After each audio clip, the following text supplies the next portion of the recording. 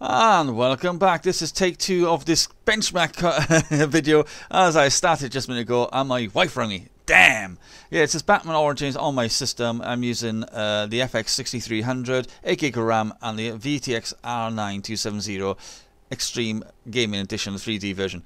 Right, this benchmark, two benchmarks. The first one is going to be with everything on, which is including VSync and also physics. And unfortunately, well, I couldn't do it just in one video. I had to do two videos edited into one, because when you put VSync on, you have to come out of the game and go back into it, which is a pain in the butt. But yeah, this is a benchmark to show how this game runs on my system. Batman Origins, I believe, is the third game in the series. However, it's meant to be the first game, if you know what I mean. It's a really weird doing, isn't it? Because you had Arkham Asylum, which was the first one. Then you had Arkham City. And then this is the first one, Batman Origins. This is where the beginning of Batman. So, you know, it's interesting. And I must admit, I've been quite watching the Dark Knight, Arkham Knight, and it looks good, except for the problems of PC. It looks absolutely fantastic on console, I'll give you that. But what I've seen on PC, it looks absolutely fantastic. But I've heard if you jump into the vehicle, my friend Tango Echo Alpha, he's got it, and everything, as he said in his video, he jumps into the tank, as you call it, the Batmobile, and his frame rate just drops right down. And to be honest, I think that was a mistake. Giving a company only a few weeks to get it ready for PC was a complete and utter balls up by this company. They've done the right thing, but this is what I'm on about. I got everything on, and look at it, it's lagging. It's constantly lagging. It's not quite running smooth, as you can see that. Look at it.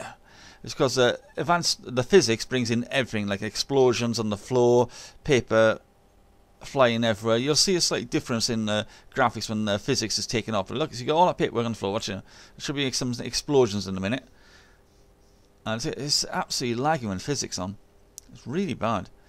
See, really bad. There's the explosions, and the physics just shows debris flying everywhere.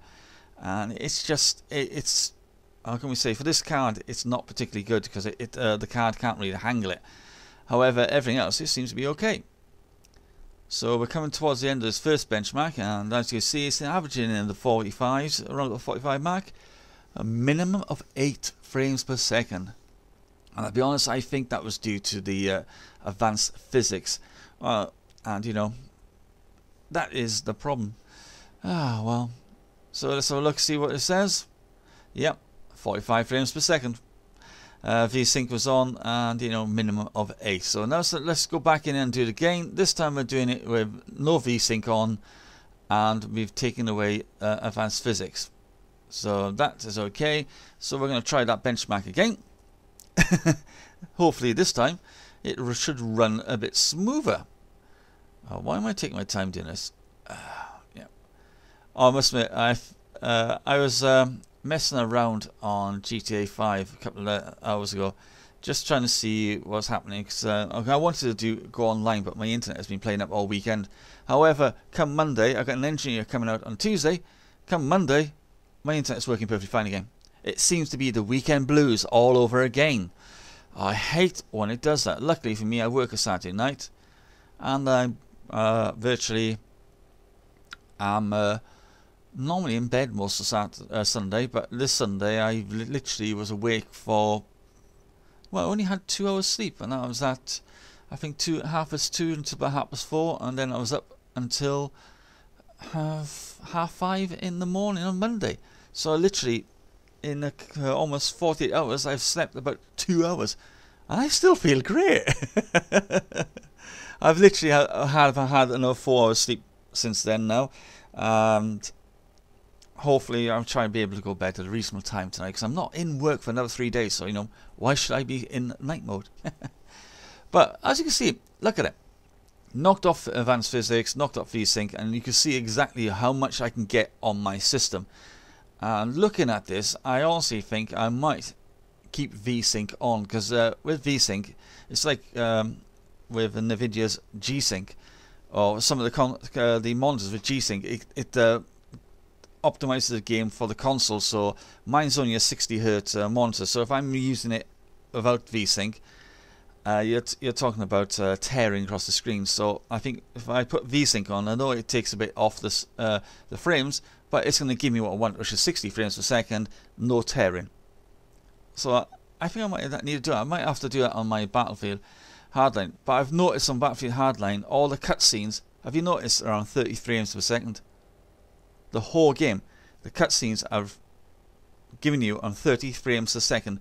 I played the game, benchmarked it on the first part of it again, and it shows that when you're playing, the frame rates when you're playing a game in the 60s, maybe if it dropped down, slightly drops down to the 50s, sometimes jumps to the 70s. Yet when it comes to the cutscenes, constant 30, 30, 30, every cutscene. It's really weird why they've done that. You know, you went 60 frames per second and you've given us a 30 frames per second cutscene at 1080p. It doesn't matter if you put 1080p or 720p, it does exactly the same. There we are, overall thing, that's not too bad.